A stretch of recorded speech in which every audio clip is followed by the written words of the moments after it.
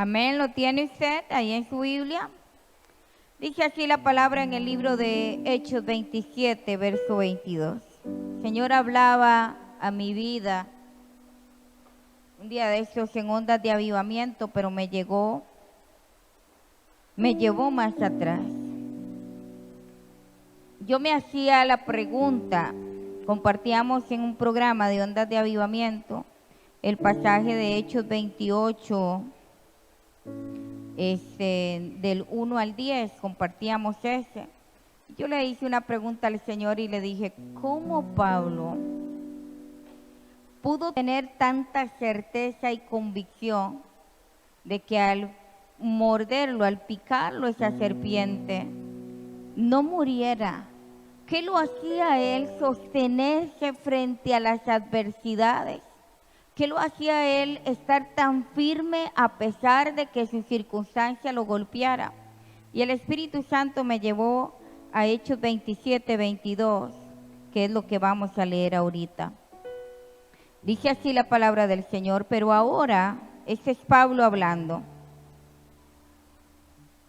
Pero ahora les exhorto a que no se angustien, porque no habrá, perdón mis hermanos, esta es una versión diferente, es una traducción del hebreo al español, por eso la van a sentir diferente. Dice, pero ahora los exhorto a que no se angustien, porque no habrá pérdida de vidas entre ustedes, sino solamente la nave. Porque esta noche se me ha aparecido un ángel del Dios a quien pertenezco y a quien sirvo, diciéndome, no tengas temor, Pablo, has de comparecer ante el César, y he aquí que Dios te ha concedido como dádiva a todos los que navegan contigo. Por tanto, oh varones, tengan ánimo, porque yo confío en Dios, que tal como se me ha dicho, así sucederá. Poderosa convicción. Voy a volverlo a leer. Eso dijo Pablo. Por tanto, oh varones, tengan ánimo, porque yo confío en Dios, que tal como se me ha dicho, así sucederá. Pero seremos arrojados a una isla. Y después de 14 días de andar a la deriva y agotados en el mar Adriático, como a la medianoche los marineros pensaban que estaban aproximándose a la tierra, por lo que, habiendo arrojado el ancla, encontraron que hacia 20 brazas, y avanzando un poco más, encontraron 15 brazas más. Les estoy contando donde empieza toda la odisea, toda la prueba. Pero como temíamos que tal vez nos encontráramos en lugares rocallosos, echaron 4 anclas por la popa del barco y oraban para que amaneciera. Entonces los marineros intentaron huir del barco y bajaron de este esquife hacia el mar, simulando que irían en él, y aseguraron el barco a tierra. Pero al darse cuenta Pablo de ello, dijo al centurión, diga conmigo centurión, y a los soldados, el centurión es la máxima autoridad en este momento, en esta historia, sino que se quedan, Pablo les dijo, sino que se quedan estos en el barco, ustedes no podrán sobrevivir. O sea, si ustedes se bajan, van a morir, les dijo Pablo.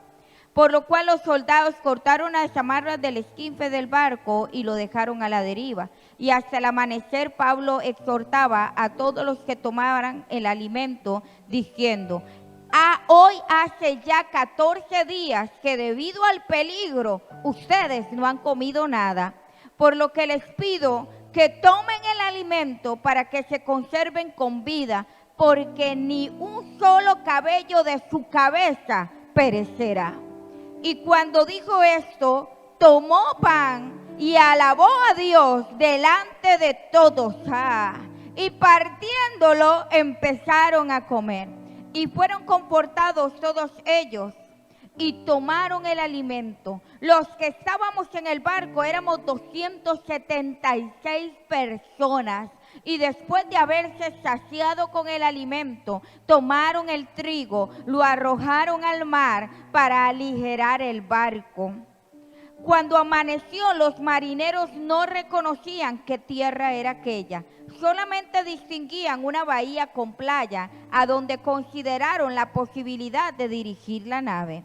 Y cortando las anclas de la nave, las dejaron en el mar y soltaron las amarras de los timones e izando una vela pequeña al viento que soplaba, navegaron rumbo a la playa. Pero habiendo chocado el barco contra un escollo que estaba entre ellos, que estaba entre dos partes profundas del mar, encalló en él. La proa se clavó quedando inmóvil y la popa se rompió a causa de la violencia de las olas. Entonces los soldados querían dar muerte a los presos para que ninguno saltara y se fugara nadando. Pero el centurión, diga conmigo otra vez el centurión, les impidió a los soldados hacer esto, porque quería salvar a Pablo, oiga, y a los que pudieran arrojarse a nadar, les ordenó que nadaran por delante y cruzaran a tierra. Y los demás cruzaron sobre tablones y sobre otros trozos de madera del barco, y de esta manera, oiga usted, y de esta manera llegaron todos a salvo a tierra. Y ahí se puede terminar de leer la historia, porque ahí no termina. Diga conmigo, su palabra me debe bastar. Vamos, dígalo conmigo, su palabra me debe bastar. Su palabra me basta. Esto fue lo que entendió el apóstol Pablo, mis hermanos. Su palabra, la palabra de Jehová le bastó al apóstol Pablo. El apóstol Pablo, inmediatamente que recibe una palabra del cielo, toda palabra del cielo, toda palabra que es bajada del cielo y es llegada a la tierra para una persona en específico, eso se llama palabra profética. Eso es una palabra que Dios pronunció en el cielo y la hizo llegar a la tierra a alguien con el que Él tiene un propósito divino. Quiere decir que cuando Dios envía esa palabra a través del ángel, el ángel está repitiendo algo que Dios le dijo. Y Pablo la recibe. Pablo dijo, si este ángel me dijo esto, la palabra de Dios me basta. No necesito escuchar nada más. No necesito orar para una confirmación. Si Dios lo dijo, así va a suceder. ¿Usted sabe qué significa basta? Viene del verbo bastar. Y bastar significa, hace referencia al hecho de resultar suficiente. Basta significa me resulta suficiente. Esto ya me bastó. O sea, ya esto fue suficiente. El verbo bastar lo podemos sustituir por la palabra o por el adverbio de cantidad suficiente. Quiere decir que la palabra de Dios me es suficiente. Ya no hay espacio para una duda, ya no hay espacio para una incredulidad. Suficiente. Quiere decir que no necesito nada más. Diga conmigo, la palabra de Dios me basta.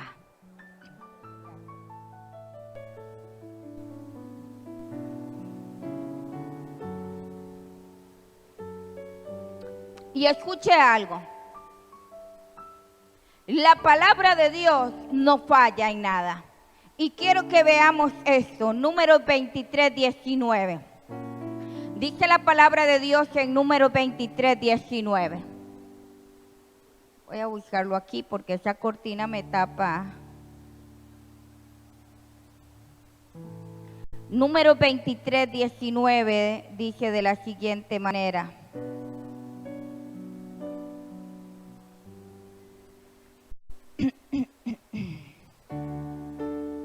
Dice que la palabra de Dios es segura y verdadera.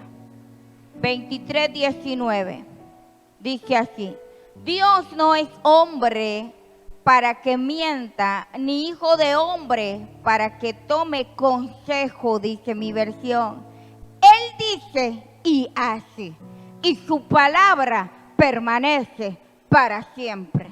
O sea, cuando Dios ha dicho algo, Dios no, después de haberlo dicho, no se va a detener y va a decir: no, voy a consultarle a este arcángel a ver qué dice. No, Dios es perfecto en lo que dice. Y lo que Él dice viene acompañado de dos verbos que significan acción. El verbo me indica accionar, algo que por encima del tiempo, ya sea en el pasado que se hizo, en el presente que se esté haciendo o en el futuro que se va a hacer, es algo que tiene que acontecer en cualquier momento. Dice, Él dice y hace. Óigame bien, Él dice y hace. Quiere decir que Él te dijo, ya Él está haciendo. Pero hay algo que tiene que despertarte en ti, que tienes que entender que no es que Dios esté en pausa. El que está viendo y distraído para otro lado eres tú, porque estás buscando otra confirmación. Y quiero que vayamos rápidamente a Hebreos 6:18. Hebreos 6:18, ¿ya está ahí? Dice la palabra del Señor así en Hebreos 6:18: para que por dos cosas inmutables, o sea, no van a cambiar. Eso quiere decir inmutables, no cambia. Nada ni nada, nadie lo puede cambiar. Para que por dos cosas inmutables en las cuales es imposible que Dios mienta, diga conmigo, Él no me miente, seamos sobremanera confortados, para que teniendo refugio en Él, estemos asidos firmemente de la esperanza que nos prometió. Lo que Él dijo lo va a cumplir. Y dice, mantengan viva la esperanza porque yo lo voy a hacer.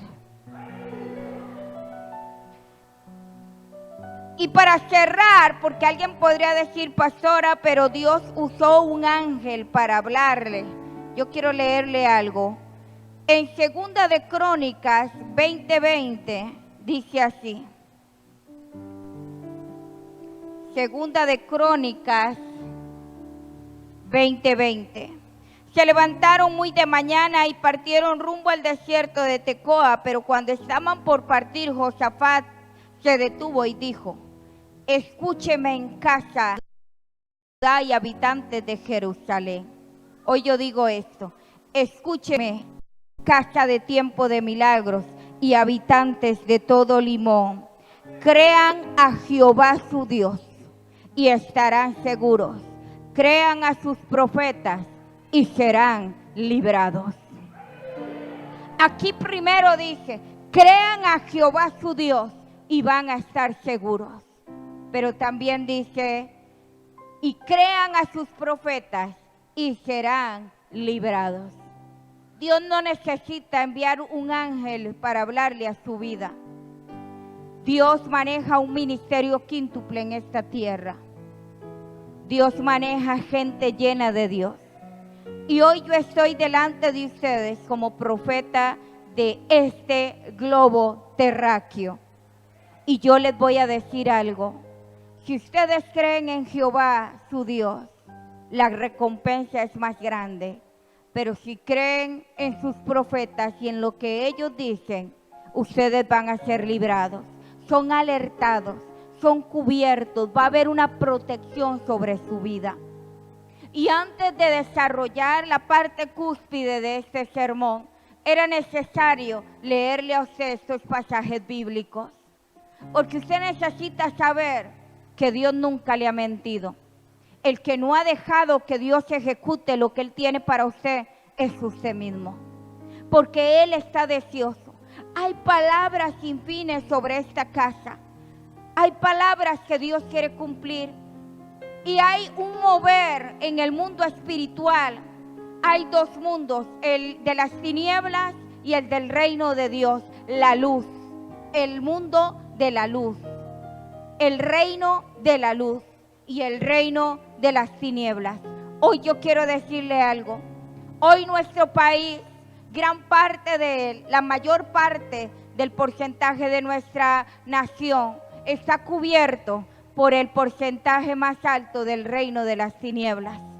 Pero Dios dijo, mi mano estará sobre aquellos que me son fieles, sobre aquellos que me creen.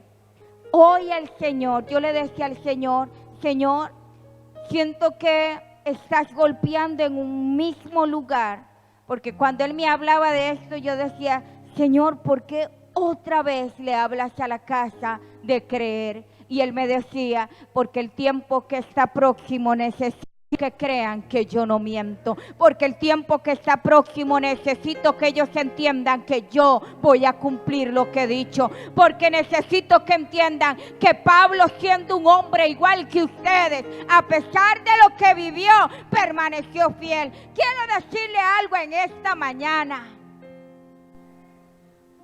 Pablo estuvo en ese barco, naufragaron. Fue difícil, tenían 14 días de no comer a causa del miedo que tenían, a causa del temor que tenían, a causa de lo que sus ojos naturales veían.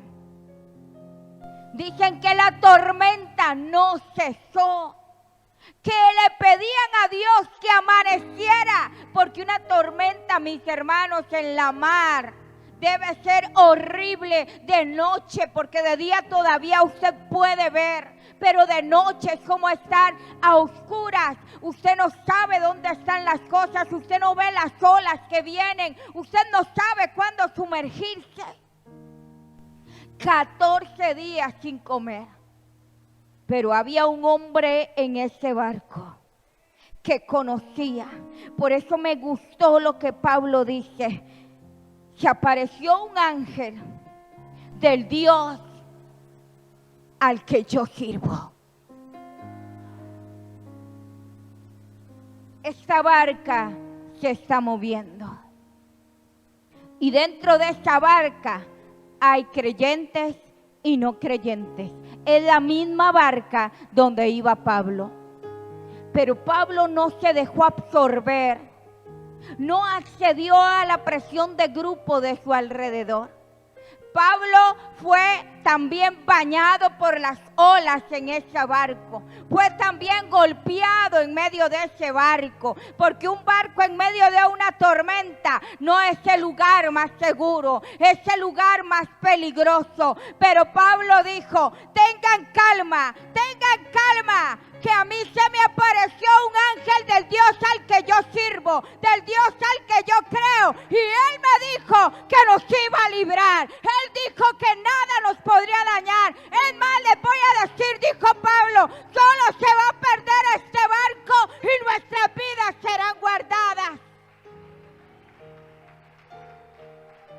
El Espíritu Santo me decía, yo dije que guardaría mi remanente fiel, pero dentro de ese barco van familiares suyos que no son creyentes. La palabra hoy tú le extiendes a aquellos que necesitan misericordia también.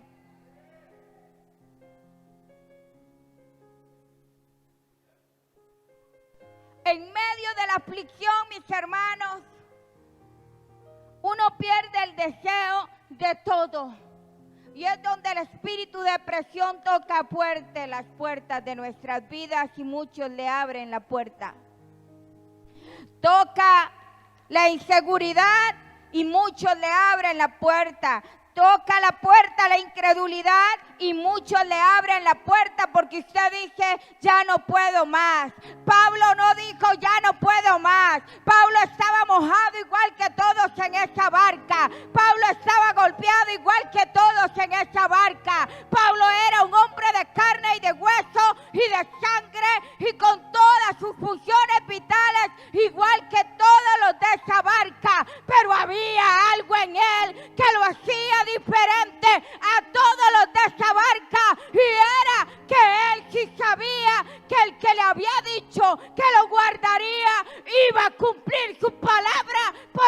encima de lo que sus ojos vieran. El escenario fue el más oscuro y más tenebroso, pero él se mantuvo firme y les dijo a todos: coman. Y él fue el primero, dice que agarró el pan, lo partió y oró: gracias, Señor, por este pan. Gracias, Señor. ¿Sabe qué? Un barco en una tormenta no está quedito. Así que posiblemente Pablo estaba aferrado a alguna parte y con la otra mano levantó el pedazo de pan y lo bendijo. Y los demás lo miraban y decían: ¿cómo este puede estar hablándole a su Dios, dándole gracias por un pedazo de pan? ¿No ve lo que estamos pasando aquí? Y Pablo decía en su corazón: este escenario no es el que mi Dios me dijo. Este escenario no es el que mi Señor puso. Este escenario no va a soportar y va a caer y se va a imponer el escenario que Él dijo que me pertenecía.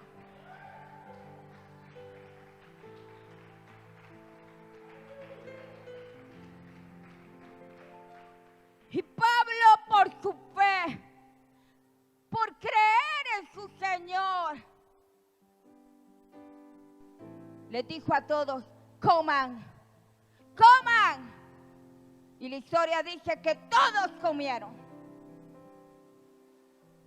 ¿Sabe quién los convenció? Lo que había en él. La convicción con la que lo miraban. Pablo no les dijo: coman, creamos juntos. No. Yo me imagino a Pablo en esa barca, saboreándose aquel pedazo de pan, y los demás le miraban y decían: ¿cómo puede estar saboreando un pedazo de pan en esta circunstancia? Pablo les dijo: coman ustedes,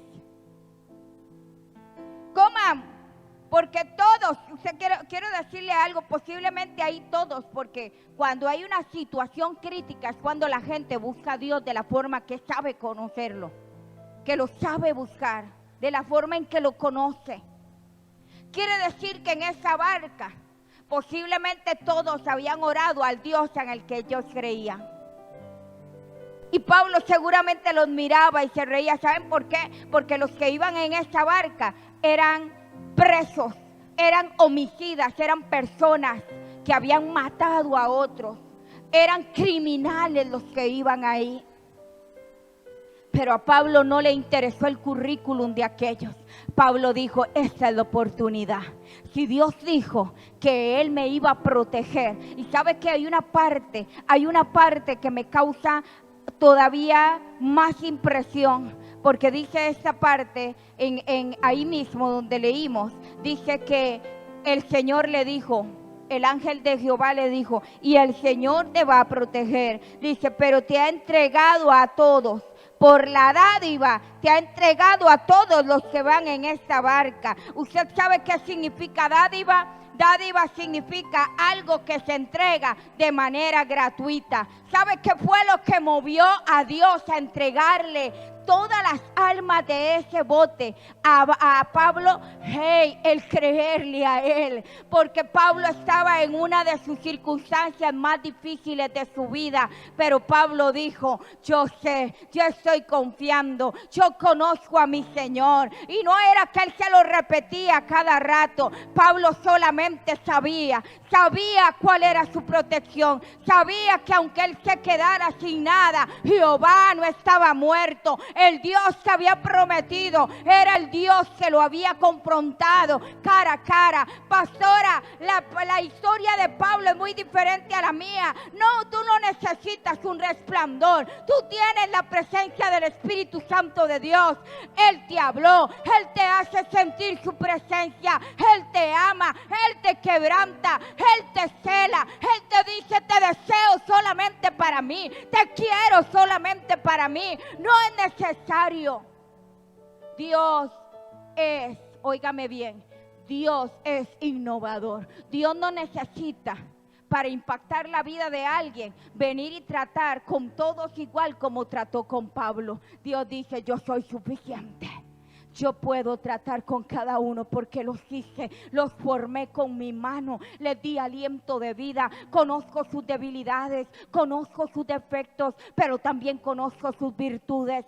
Sé que el ADN que yo puse en ellos me pertenece a mí. Puse algo de mí en ellos y es lo que Dios ve en nosotros en esos momentos. Dios está en su trono a la expectativa. Voy a ver cómo Reina va a actuar. Ay, ahí está Reina en ese barco con esas olas que van, pero Dios dice, ay, Reinita, estoy esperando a ver. Nuestra actitud tiene que ser mejor que la de Pablo. Señor, ¿sabe qué es lo más poderoso? Que el Señor me hacía ver que cada vida de nosotros, cada familia representa un barco. Y dentro de ese barco va toda tu familia, tus padres, tus hijos, tus tíos, todos sus parientes, los que usted mismo dice nunca, es que difícil Dios que va a alcanzarlos a ellos. No, ahí iban criminales, pensaban lo mismo de ellos, qué difícil esos hombres se van a perder, pero por dádiva, Dios por ver la actitud de Pablo, le dijo, por dádiva, te entrego a todos los que están en ese barco. Podrás tú provocar a tu Dios y que Dios diga por dádiva, por ver tu fidelidad, por ver que tú crees en mí, por ver que me defiendes, por ver tu lealtad a mi reino, por ver tu servicio. Hoy doy mi dádiva a tu vida y a los tuyos. Es el sueño de Dios.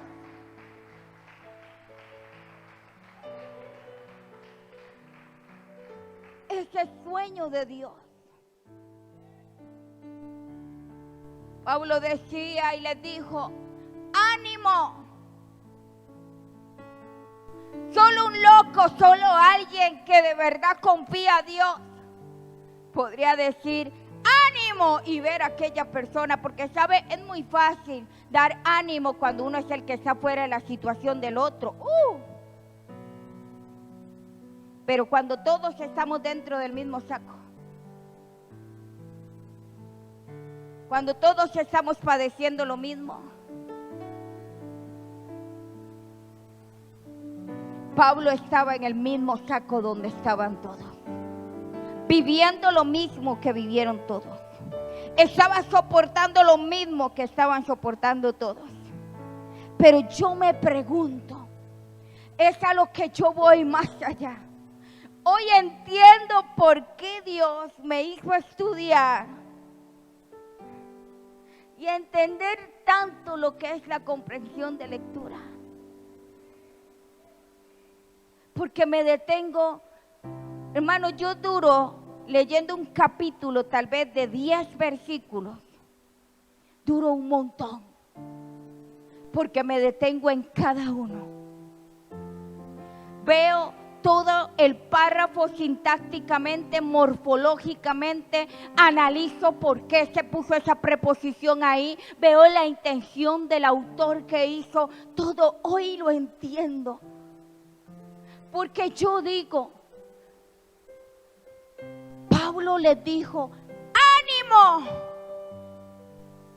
¿Qué fue lo que hizo que de verdad los que estaban con él en ese barco pudieran ver y decir, sí, ánimo, animémonos, caminemos? Si Dios le dijo a él que lo iba a hacer, él lo va a hacer.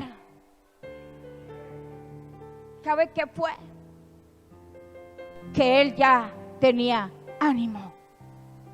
No les dijo, cuando Pablo dijo ánimo, no era que él se estaba ministrando al mismo tiempo con los demás, era porque ya él portaba el ánimo, era porque su mirada reflejaba ánimo, era porque su rostro reflejaba ánimo, era porque todo su ser reflejaba ánimo. Yo le aseguro que Pablo no dijo, ánimo, ánimo, Dios dijo que estaría con nosotros.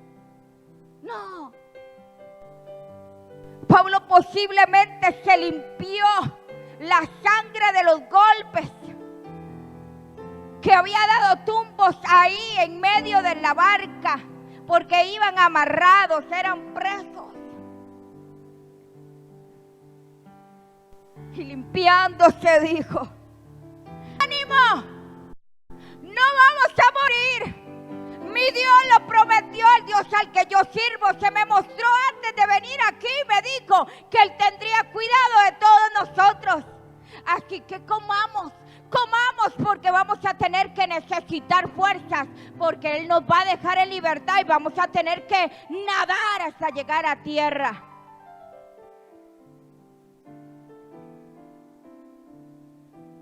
¿Cómo es su actitud en una situación dura, donde tú eres parte? ¿Es de ánimo? ¿Eres de los que dicen ánimo y ministras ánimo y te ven con ánimo?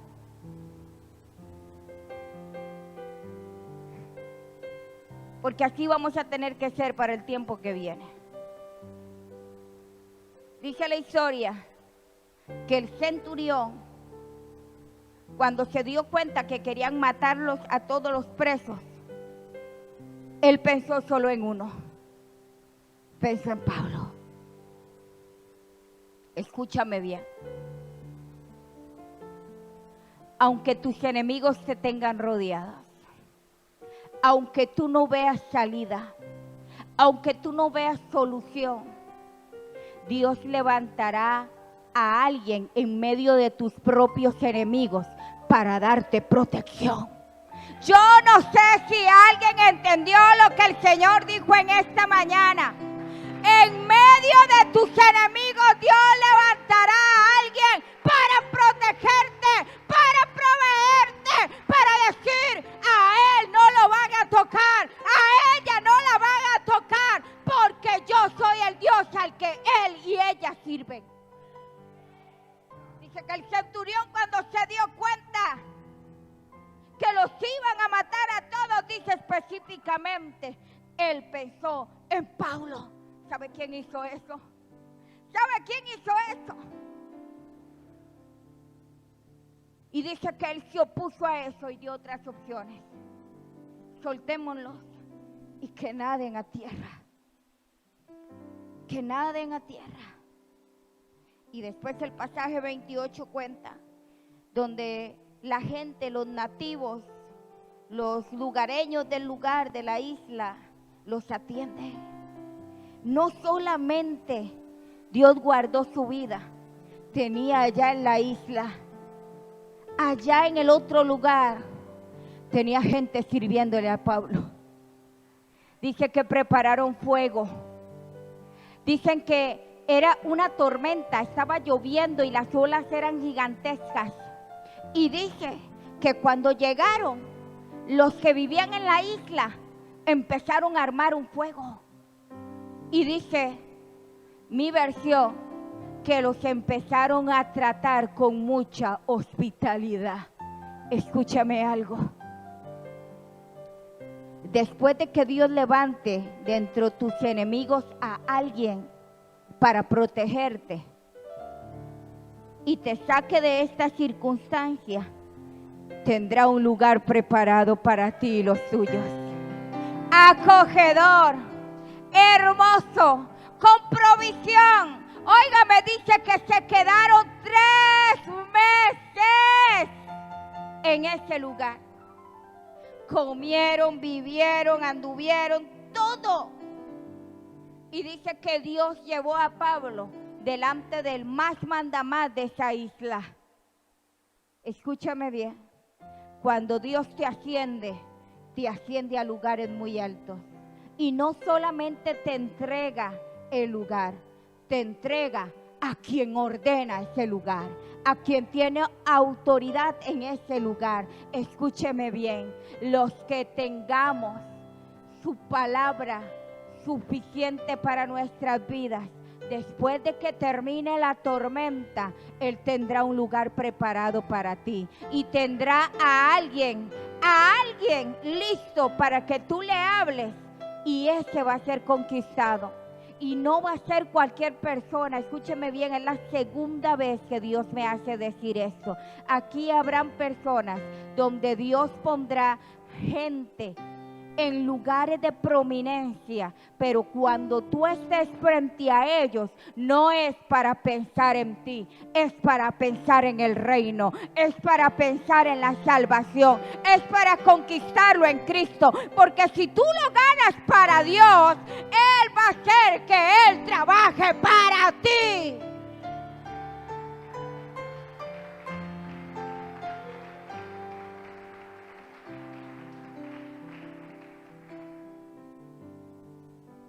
Y con ese punto termino. 14 días sin comer en medio de la tormenta. Pablo dice, voy a soltar esta bomba en este lugar. Y suelta lo que ya conocemos. Pero Pablo los pone a comer. Y les dijo, tienen que comer, porque vamos a necesitar fuerza para nadar. Escúcheme bien. Ellos comieron en una circunstancia difícil, que lo menos, posiblemente muchos comieron por ser obedientes. No porque tuvieran el deseo y el anhelo de comer, porque en una circunstancia como la que estaban ellos, nadie pensaba en comer, todos pensaban en qué iba a suceder con ellos. Muchos posiblemente estaban pensando cómo soltarse, porque como eran presos, usted sabía que los soldados se iban a bajar del barco y los iban a dejar a ellos ahí. De por sí son homicidas, de por sí son presos, son malas personas. Pero Pablo vio al centurión y le dijo, no se bajen de este barco, porque mi Dios dijo que los que estábamos en este barco iban a permanecer a salvo. Y no se bajaron los soldados ni el centurión, pero comieron. Hasta los soldados comieron, hasta el centurión comió. En medio del tiempo difícil es cuando más debes comer presencia de Dios. En medio de los tiempos difíciles es cuando más tienes que leer la palabra. Pastora, me quedé dormido. Cuando despiertes, ve, lávate la cara y di, voy a terminar de leer el pasaje, porque aquí debe haber algo que Dios me quiere decir, pero el enemigo me está durmiendo. Y sigue leyendo, y sigue leyendo, y sigue leyendo, y termina de leer, porque tu alma se está fortaleciendo en medio. Óigame bien, es el tiempo de comer, es lo que dice el Señor. Aliméntate, aliméntate de mí, porque cuando venga y te toque nadar, tendrás que tener fuerza para levantar tu voz y decirle a los demás, no es el tiempo de morir, es el tiempo de vivir.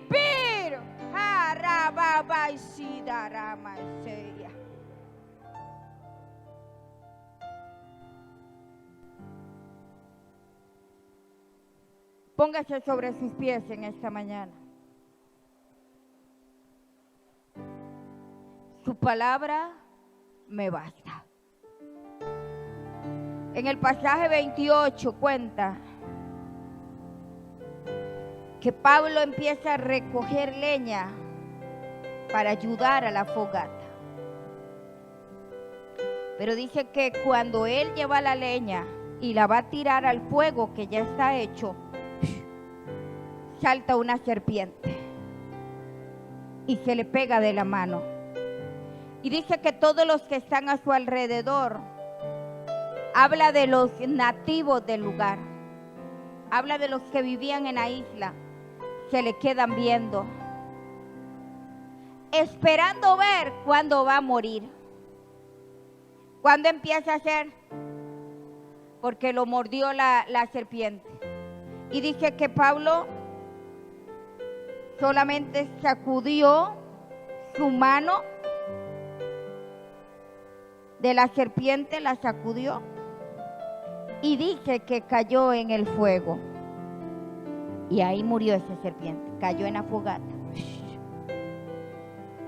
Ya estaban en el tiempo, en el momento y el lugar que Dios había preparado para ellos.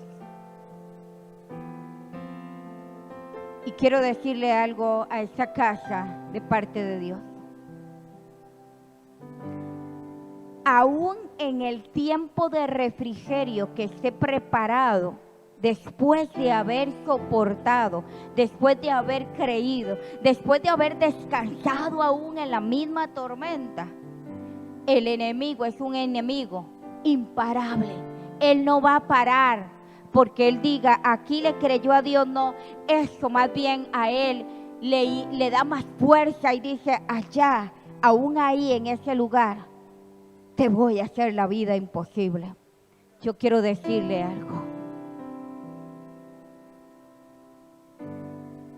Aún ninguna cosa mortífera podrá apagar el poder y el propósito que Dios ha puesto sobre tu vida.